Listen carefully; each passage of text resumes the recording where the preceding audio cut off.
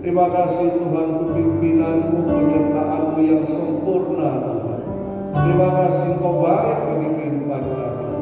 Tuhan, biar kebenaran firman-Mu disampaikan, dan firman-Mu itu menjadi kekuatan bagi kami, menjadi jawaban dalam kehidupan kami, menuntun kami di jalan-jalan kehidupan kami. Mari Roh Kudus berbicara kepada kami secara pribadi.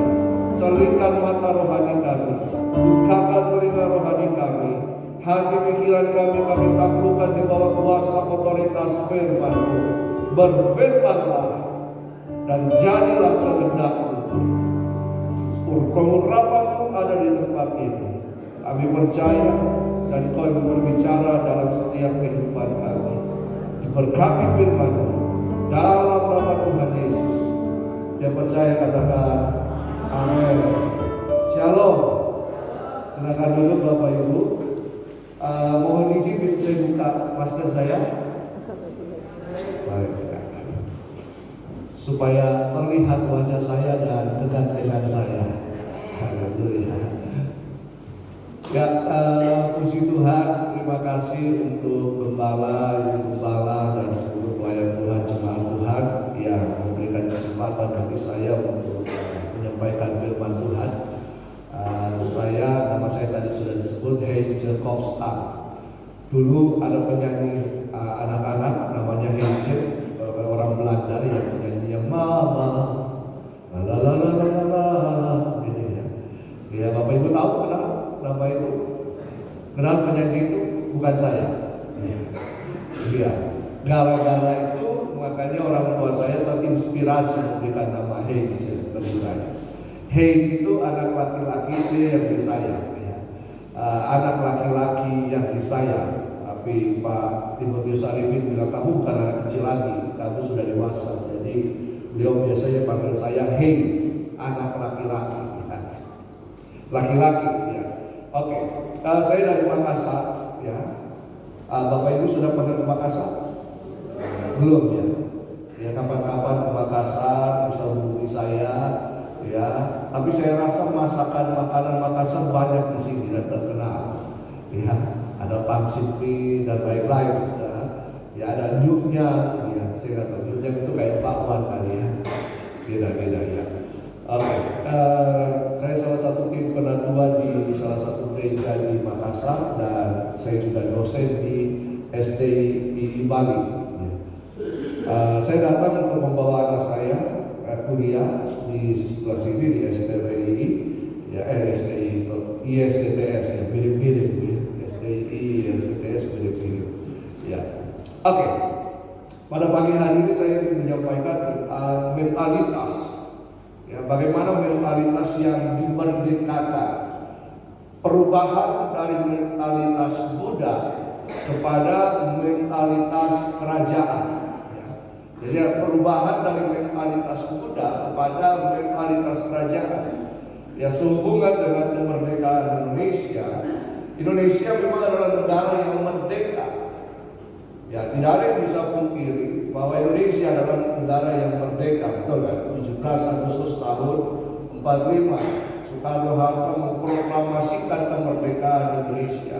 Tetapi secara mentalitas kalau kita perhatikan dan kita amati, ternyata Indonesia belum sepenuhnya merdeka. Ya, memang bangsa ini merdeka, tetapi mentalitasnya belum. Mentalitas bangsa ini tidak mencerminkan mentalitas yang merdeka. Ya, coba lihat keadaan mental bangsa ini. Ya, masih suka apa? Diadu domba, betul kan? Mentalitas bangsa itu masih suka diadu domba satu dengan yang lain. Mentalitas perpecahan, apalagi mentalitas minta-minta, ya. Ya, tidak peduli dari golongan bawah sampai golongan atas, ya, mentalitas mirip-mirip seperti ini. Ya, mentalitas perbudakan. Nah, inilah yang sehingga menghambat kemajuan bangsa Indonesia. Seharusnya bangsa Indonesia sudah menjadi negara yang maju. Makanya Pak Jokowi ketika naik menjadi presiden pada periode yang pertama, apa yang dia canangkan lebih dahulu? Revolusi mental kan? karena mentalitas bangsa ini. Nah, kalau secara keseluruhan kita melihat pada umumnya mentalitas bangsa ini belum sepenuhnya merdeka, bagaimana dengan gereja Tuhan? Bagaimana dengan orang Kristen? Nah, apakah mentalitas orang Kristen sudah berpindah dari mentalitas perbudakan dosa, perbudakan kuasa jahat kepada mentalitas kerajaan? Yang Tuhan inginkan supaya kita memiliki mentalitas kerajaan. Gereja Tuhan memiliki mentalitas kerajaan. Ya. Nah, ini merupakan berita yang harus terus-menerus disampaikan. Kenapa? Karena Tuhan kita adalah Raja. Oleh karena itu, anak-anak Tuhan harus mempunyai mentalitas kerajaan. Kita identitasnya adalah anak Raja, betul kan? Bapak Ibu dan saya adalah anak Raja. Coba lihat kiri kanan, berikan senyuman, katakan, kamu anak Raja, saya anak Raja. Iya, haleluya. Saya ingat tahun 90-an. Aku anak Raja, kau anak Raja, kita semua anak Raja, betul kan? Nah, tapi coba kita perhatikan keadaan kekristenan sampai hari-hari ini. Sudahkah kita memiliki mentalitas kerajaan? Atau kita masih diperhambat kepada mentalitas perbudakan? Padahal Galatia 5 ayat 1 mengatakan demikian. Galatia 5 ayat 1, coba kita lihat bersama-sama. Galatia 5 ayat 1 mengatakan begini, supaya kita sungguh-sungguh merdeka. Kristus telah memerdekakan kita. Karena itu berdirilah teguh dan jangan mau lagi dikenakan perhambaan. Kita orang percaya kepada Kristus, kita telah dimerdekakan oleh Kristus. Dan dalam Kristus kita sungguh-sungguh merdeka.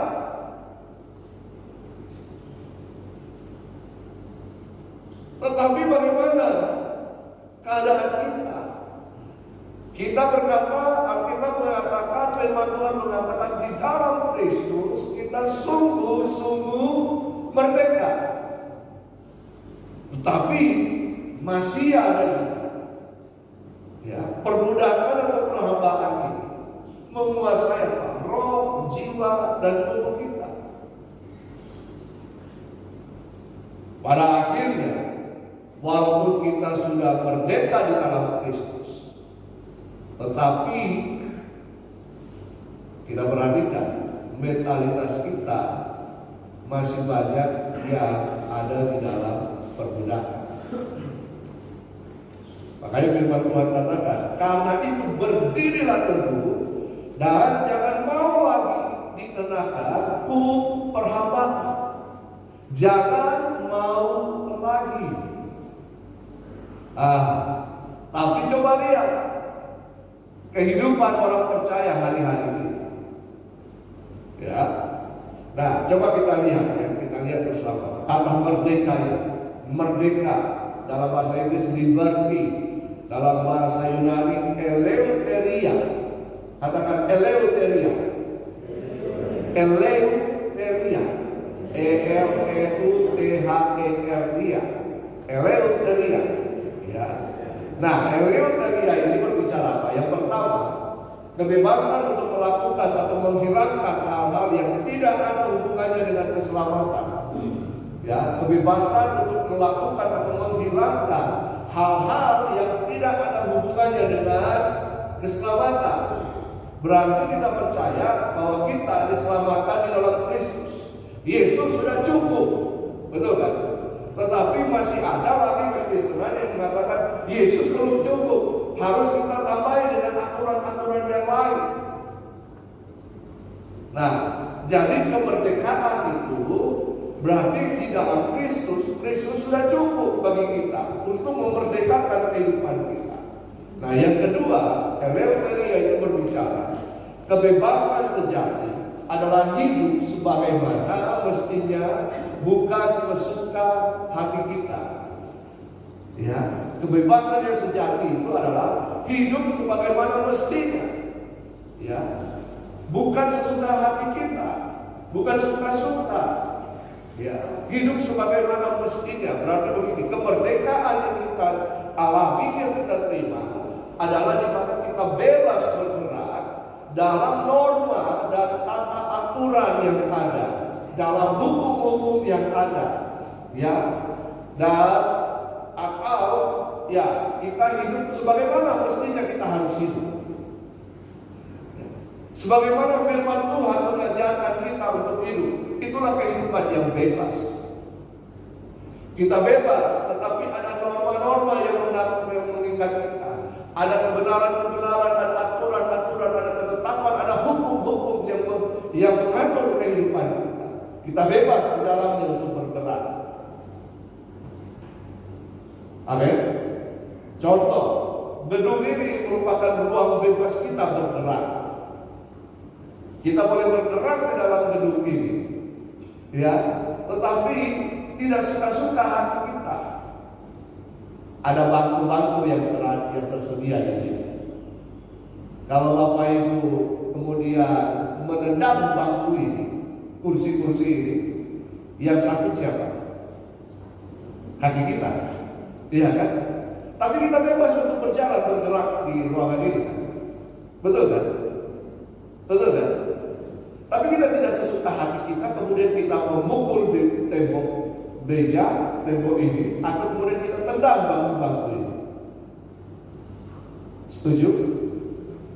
Bahwa bebas tetapi terikat tetapi bebas. Kita bebas dalam kehidupan kita, tetapi ada kebenaran firman Tuhan yang mengatur kehidupan kita. Jadi hidup kita tidak suka-suka, tidak sesuka hati, ya. Nah, kalau begitu bagaimana? Dalam Kristus kita adalah ciptaan yang baru. Amin. Dalam Kristus kita adalah ciptaan yang baru. Ya, 2 Korintus 5:17 mengatakan begini, 2 Korintus 5:17. Jadi, siapa yang ada di dalam Kristus, ia adalah ciptaan yang baru. Yang lama sudah berlalu. Sesungguhnya yang baru sudah datang. Kalau kita di dalam Kristus, seharusnya mentalitas perbudakan itu sudah berlalu. Kita harus hidup di dalam mentalitas kerajaan Allah. Nah, tetapi begini, ciptaan yang baru itu tidak langsung menjadikan kita powerful, tidak langsung menjadikan kita Kristen yang penuh kuasa. Itu ibarat seperti kanak-kanak yang harus ditumbuhkan menjadi dewasa. Nah, ciptaan yang baru itu ibarat anak-anak atau anak-anak yang baru lahir, ya, tetapi kemudian harus diberikan apa? Diberikan asupan gizi yang baik, diberikan makanan yang baik, ditumbuhkan, diarahkan, dibina sehingga bertumbuh menjadi dewasa. Bahwa kita tidak hanya cukup menjadi ciptaan yang baru, tetapi mentalitas kita harus kemudian ditingkatkan. Apa itu mentalitas? Mentalitas itu sebenarnya berbicara tentang pola pikir kita. Mentalitas itu adalah pola pikir kita. Ya, kalau saya katakan mentalitas perbudakan, berarti pola pikir kita itu diperbudak oleh apa? Kalau kita berkata mentalitas kerajaan, berarti pola pikir kita adalah pola pikir kerajaan. Nah, mentalitas adalah pola pikir. Jadi, kalau kita dikatakan ciptaan yang baru di dalam Kristus, itu perlu ditumbuhkan. Apa yang ditumbuhkan? Pola pikir kita. Karena begini, pikiran ini sangat penting. Pikiran ini yang mengendalikan seluruh kehidupan kita. Tubuh kita ini melayani pikiran kita. Betul kan? Apa yang kita pikir, kemudian timbul kehendak, tubuh melaksanakan. Makanya di dalam kata-kata pikiran, kata pikiran di dalam Alkitab itu selalu memakai kata budi. Ya, kata budi, bukan ini ibu budi, ini bapak budi. Ya, coba kita lihat Roma 12 ayat 2, 1 Petrus 1 ayat 13. Di situ itu budi itu yang memakai kata budi itu selalu berkaitan dengan pikiran. Roma 12 ayat 2. Janganlah kamu menjadi serupa dengan dunia ini, tetapi berubahlah oleh pembaharuan budimu. Berubah oleh apa? Pembaharuan pikiranmu. Ya. Pikiran. Alkitab menekankan pikiran. Karena Tuhan tidak menciptakan kita seperti robot. Tuhan memberikan kepada kita pikiran. Ketika Tuhan mengembuskan nafas kehidupan kepada manusia, Tuhan memberikan kesadaran, Tuhan memberikan pikiran kepada manusia. Sehingga manusia itu berbeda dengan binatang, berbeda dengan tumbuhan. Manusia menjadi makhluk yang utuh karena ada pikirannya, ada intelektualnya. Nah, coba kita lihat ya, ternyata Roh Kudus ini tidak hanya berurusan dengan hati, tetapi juga pikiran. Coba kita perhatikan bersama-sama. Amsal 4 ayat 23. Saya kira ini menjadi ayat hafalan kita ini. Amsal 4 ayat 23. Ya, bahkan seorang kiai menyanyikan lagu ini ya, dari ayat ini. Jagalah hati, jangan kau nodai. Ya. Jagalah hatimu dengan segala kewaspadaan, karena dari situlah terpancar kehidupan. Jagalah hatimu dengan segala kewaspadaan, karena dari situlah terpancar kehidupan. Hati apa itu? Nah ini dia. Hati apa itu? Ya, kalau saya mempelajari tentang pengajaran Yahudi. Pengajaran Yahudi mengatakan hati itu ada beberapa tingkatan. Ada hati level. Ya, kalau orang Makassar itu suka ini bikin coto. Ya, kenapa coto? Karena pakai daging capi. Ya, coto. Ya, hati level ini. Lalu kemudian kalau dikatakan sakit hati ditunjuk di mana? Jadi, apakah ini hati? Ini jantung. Iya kan? Ini jantung. Tapi ada hati yang berikutnya. Karena dari dalam hati keluar pikiran-pikiran yang kotor. Hati, pikiran. Nah, Alkitab Amsal 4 ayat 23 itu berbicara hati, itu adalah hati pikiran. Ya. Hati lek dalam bahasa Ibrani-nya. Inner man, mind, knowledge, thinking, set of emotions. Jadi dalam terjemahan yang lain katakan begini, dalam terjemahan VMD ya, versi mudah dibaca dikatakan begini. Di atas segala-galanya, hati-hatilah terhadap apa yang kau pikirkan, karena pikiranmu mengendalikan hidupmu.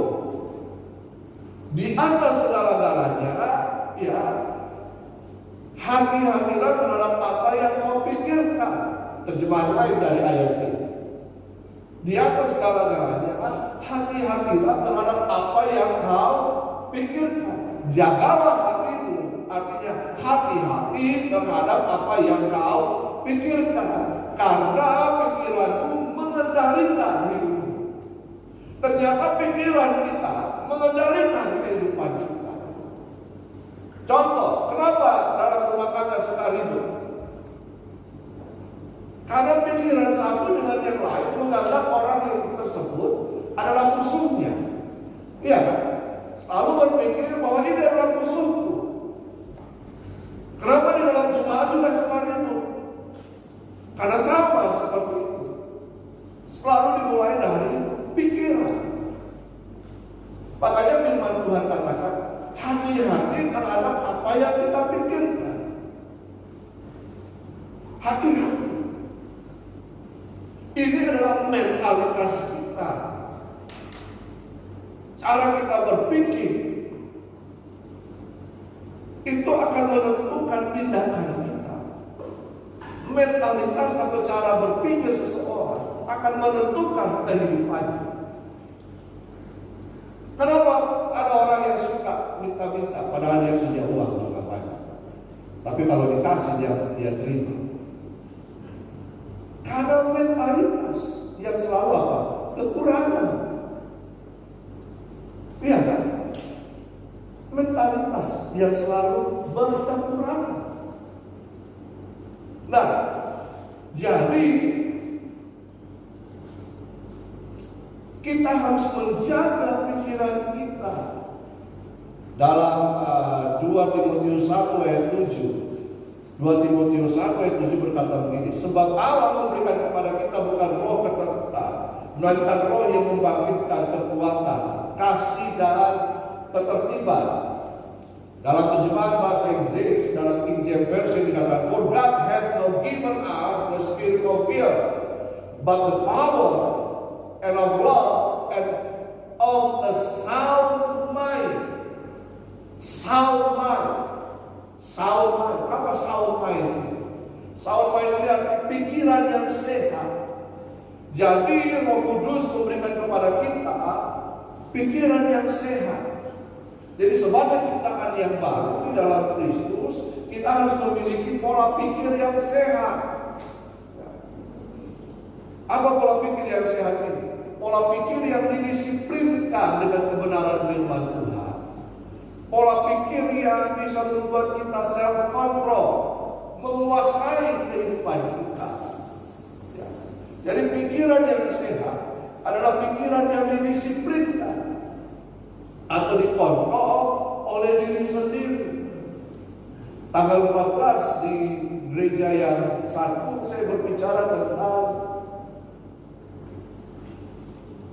jangan kita memikirkan atau melakukan hal yang sia-sia. Ya. Jangan kita memikirkan atau melakukan hal yang sia-sia. Pikiran kita harus didisiplinkan. Pikiran kita harus dikontrol.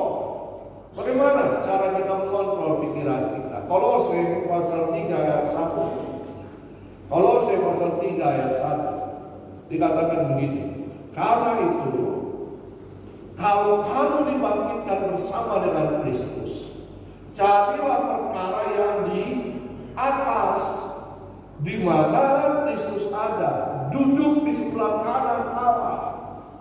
Kalau kita dibangkitkan, dan saya percaya kita telah mengalami kuasa kebangkitan di dalam Kristus, betul kan? Kita mati terhadap dosa-dosa kita, kemudian kita dibangkitkan bersama Kristus. Amin. Nah, kalau kita dibangkitkan bersama dengan Kristus, berarti seharusnya kehidupan kebangkitan Kristus ada di dalam kehidupan kita. Kita harus apa? Bapak Ibu dan saya harus mencari perkara-perkara yang di atas, di mana Kristus ada. Kata dibangkitkan, coba kita perhatikan di sini. Kata dibangkitkan itu merupakan hal permulaan dari sebuah ciptaan yang baru, betul kan? Kehidupan yang baru, mati bersama Kristus, dibangkitkan dalam Kristus, sehingga kita memiliki kehidupan yang baru. Kita menjadi ciptaan yang baru, hidup yang baru, atau disebut kelahiran baru. Sebab tanpa kelahiran baru, Yohanes pasal 3 ketika Yesus bercakap-cakap dengan Nikodemus, tanpa kelahiran baru, orang percaya setiap kita manusia tidak bisa melihat kerajaan surga. Ya, tanpa kelahiran baru kita tidak bisa melihat kerajaan surga. Baptisan, pertobatan merupakan tanda awal kita terima kelahiran baru itu. Nah, jadi ketika kita lahir baru, kita dikenakan dengan kualitas kerajaan. Hidup kita adalah the real life. Kenapa? Karena hidup Kristus ada di dalam kita dan kita hidup di dalam Kristus. Hidup Kristus ada di dalam kita, di dalam diri setiap orang percaya, sehingga kita menjadi manusia yang hidup di dalam the real life, yang kenyataan seperti itu, kenyataan Kristus, realita Kristus ada di dalam kehidupan kita. Nah, jadi hidup ini adalah di mana Kristus hidup ada di dalam kita, di dalam diri saya dan saudara. Galatia 2 ayat 20 berkata begini. Galatia 2 ayat 20. Namun aku hidup, tetapi bukan lagi aku sendiri yang hidup. Betul kan? Tapi begini, banyak orang Kristen sekarang begini. Aku hidup, Yesus ada di dalam saya, tetapi saya juga harus menguasai kehidupan saya. Saya tidak mengizinkan Yesus menguasai kehidupan saya. Kalau kita merasa, saya dan saudara merasa bahwa ini adalah hidup saya, maka kita kembali lagi dalam perbudakan. Betul kan? Kalau kita merasa bahwa Yesus, bukan rasa sebenarnya, aku hidup tetapi bukan lagi aku sendiri yang hidup, melainkan Kristus yang hidup di dalam aku. Rupanya Kristus hidup di dalam kita.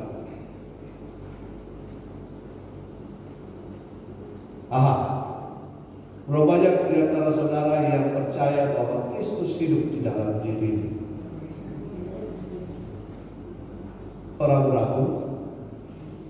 Rupanya di antara Bapak Ibu saudara jemaat Tuhan yang percaya Kristus hidup di dalam diri kita semua. Berarti ada yang belum terlalu percaya. Ya, Yesus ada di dalam diri. Kenapa? Kita tidak mengalami kuasa kebangkitan Kristus. Karena kita masih menjadi Tuhan atas kehidupan kita. Bukan Kristus lagi. Makanya firman Tuhan katakan, dan hidupku yang kuhidupi sekarang di dalam daging ini adalah hidup oleh iman dalam Anak Allah yang telah mengasihi aku dan menyerahkan dirinya untuk aku, untuk saya, untuk saudara. Jadi hidup kita ketika kita percaya Yesus, hidup ini di dalam hidup kita ada Kristus di dalam. Amin. Tapi apakah Kristus hanya menjadi tamu atau menjadi Tuhan atas kehidupan kita? Itu urusan Bapak Ibu dan Tuhan. Ketika kita menjadikan Kristus dalam kehidupan kita, maka yang terjadi adalah kita dikuasai oleh Kristus. Sehingga Kristus yang menuntun langkah-langkah hidup kita, Kristus yang memimpin langkah-langkah hidup kita, sehingga apa yang kita pikirkan adalah pikiran-pikiran Kristus. Sehingga yang kita lakukan adalah kehendak Kristus. Kita memikirkan perkara-perkara di atas. Kita memikirkan apa yang mau Kristus kerjakan, apa yang Kristus inginkan, apa yang Yesus mau. Sehingga itu termanifestasi dalam kehidupan kita sebagai orang percaya. Saudara, khotbah itu tidak selalu harus berurusan dengan berkat. Tapi kalau saudara melakukan kehendak Sang Raja, maka berkat itu akan menyertai. Amin. Amin. Percuma kalau kita diberkati tapi kita masih memiliki mentalitas perbudakan. Kehidupan kita akan menjadi kehidupan yang sia-sia. Tapi kalau saudara diberkati dan saudara memiliki pikiran Kristus, mentalitas kerajaan, maka saudara akan menghasilkan buah-buah. Yang Tuhan untuk adalah menghasilkan buah. Coba baca Matius 7 nanti. Kenapa orang berseru-seru? Tuhan, aku sudah melakukan ini, aku sudah mengerjakan ini. Tapi mereka Tuhan berkata, penyalah kamu membuat kejahatan. Kenapa?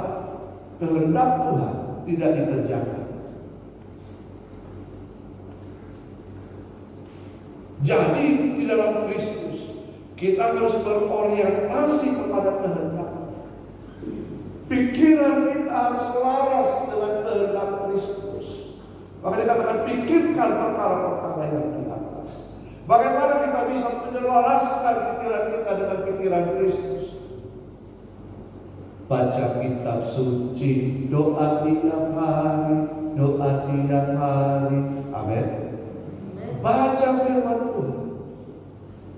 Selidiki kehendak Sang Raja dalam kehidupan kita. Apa yang Raja inginkan? Kehendak-kehendak hukum-hukum Sang Raja, aturan-aturan main dari Sang Raja. Oh, kalau kita ini adalah perwakilan kerajaan Allah di muka bumi. Saya dan saudara adalah perwakilan Allah di muka bumi. Saya dan saudara adalah raja-raja dan imam-imam dari kerajaan Allah. Jadi Allah menjadi raja kita. Kita harus berpikir seperti pikiran Sang Raja. Bagaimana kita tahu pikiran Sang Raja? Baca firman Tuhan. Nah, saya akan akhiri dengan 3 hal. Ada 3 ekspresi perubahan dari mentalitas Buddha kepada mentalitas kerajaan. Kita tahu bahwa kita harus memiliki pikiran Kristus.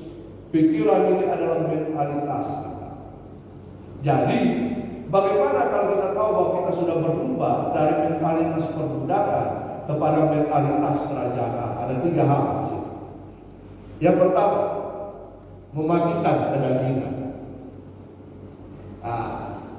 Keinginan daging bertentangan dengan keinginan roh. Coba kita lihat Kolose 3 ayat 5 sampai yang ke-10. Kolose 3 ayat 5 sampai 10. Karena itu matikanlah dalam dirimu segala sesuatu yang duniawi, yaitu apa? Percabulan, kenajisan, hawa nafsu, nafsu jahat, juga keserakahan yang sama dengan penyembahan berhala. Semuanya itu mendatangkan murka Allah atas orang-orang durhaka. Dahulu kamu juga melakukan hal-hal itu ketika kamu hidup di dalamnya, sebelum kita menjadi ciptaan yang baru, sebelum kita hidup di dalam kehidupan Kristus. Kamu dahulu diperbudak oleh ini. Tetapi sekarang buanglah semuanya itu, yaitu apa? Marah, geram, kejahatan, fitnah, dan kata-kata kotor yang keluar dari mulutmu. Dan jangan lagi kamu saling mendustai, karena kamu telah menanggalkan manusia lama serta kelakuannya, dan telah mengenakan manusia baru yang terus-menerus diperbaharui oleh untuk memperoleh pengetahuan yang benar menurut gambar kali. Kalau kita merasa masih ada yang kita kerjakan, segeralah bertobat. Segeralah bertobat. Minta ampun. Hidup dalam kehidupan yang baik, yang seharusnya sebagaimana kita harus hidup. Pola pikir kita harus dibiasakan untuk tidak mengikuti terbiasa atas pola pikir yang masih lama. Pola pikir kita harus menghancurkan pola pikir kedagingan ini. Jaga sumber apa yang kita baca, apa yang kita dengar, ini harus dijaga. Karena data sumber masuk ke dalam pikiran kita dari apa yang kita lihat, apa yang kita dengar. Kalau kita sering melihat hal-hal yang negatif, maka pikiran kita akan dipenuhi dengan hal-hal negatif. Kalau kita sering mendengar gosip, maka pikiran kita akan dipenuhi dengan gosip. Ya. Jaga ini. Jaga apa Bapak Ibu? Mata dan telinga. Nah, yang kedua, kita harus mengejar pengenalan yang benar akan Tuhan. Mengejar pengenalan yang benar akan Tuhan. Kolose 3 ayat 10 tadi berkata, dan telah mengenakan manusia baru yang terus-menerus diperbaharui untuk memperoleh pengetahuan yang benar menurut gambar Khalidnya. Kita harus terus-menerus mengisi pikiran kita dengan kebenaran firman Tuhan. Kata pengetahuan di sini dalam bahasa Yunani epignosis. Apa itu epignosis? Pengenalan yang mendalam untuk apa? Mengenal rencana. Pengenalan yang atau pengetahuan yang seutuhnya tentang rencananya, tentang kehendaknya. Itu epignosis, pengetahuan. Jadi kita harus mengenal, bukan hanya sekedar mengenal, tetapi kita harus mengenal dengan penuh kedalaman. Kita harus tahu, kita harus mengenal baik.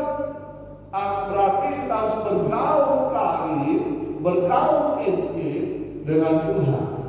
Bagaimana caranya kita bergaul intim dengan Tuhan? Baca firman Tuhan, doa, renungkan firman Tuhan, siang dan malam. Yosua mengatakan supaya jalan tidak menyimpang ke kiri dan ke kanan. Yang terakhir, bagaimana kita tahu bahwa mentalitas kita sudah berubah? Kita terbiasa hidup dalam kasih. Yang ketiga, terbiasa hidup dalam kasih. Kolose 3 ayat 13 sampai 15. Sabarlah kamu terhadap seorang yang lain dan ampunilah seorang akan yang lain. Apabila yang seorang menaruh dendam terhadap yang lain, sama seperti Tuhan telah mengampuni kamu, kamu berbuat jugalah demikian. Dan di atas semuanya itu apa? Kenakanlah kasih sebagai pengikat yang mempersatukan. Kasih yang mana ini? Kasih agape, kasih Kristus, kasih yang mengampuni. Walaupun saya disakiti, saya tetap mengampuni. Walaupun saya direndah-rendah, saya tetap mengasihi, mengampuni. Walaupun saya dikata-katai, bukan begitu, bukan. Tapi saya berkata, bisakah? Bisakah? Hanya orang yang mempunyai mentalitas kerajaan yang bisa. Kita berproses ke sana, amin. Amin.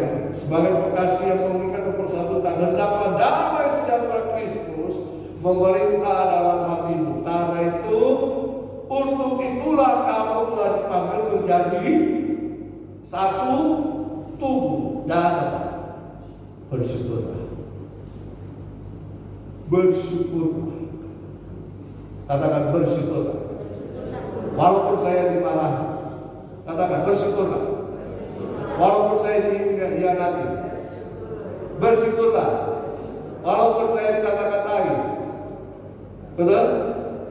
Lepaskan berkat, lepaskan kasih, lepaskan pengampunan. Dan itulah mentalitas kerajaan. Amin. Tuhan Yesus memberkati. Mari kita berdoa. Terima kasih Tuhan, kami bersyukur. Biar pengajaran hari ini menolong kami untuk selalu menghidupi kebenaran, hidup dalam kerajaan, memiliki mentalitas kerajaan. Terima kasih Tuhan Yesus. Berkati seluruh jemaat Tuhan, berkati gembala di GBI seluruh hidup, berkati seluruh pengerja pelayan Tuhan, dan biar ada kesatuan hati, ada kasih yang mesra, ada kasih agape, dan biar jemaat di tempat ini menjawantahkan kehidupan Kristus, kehendak Kristus dinyatakan dalam nama Tuhan Yesus. Kami bersyukur. Haleluya. Yang percaya katakan amin.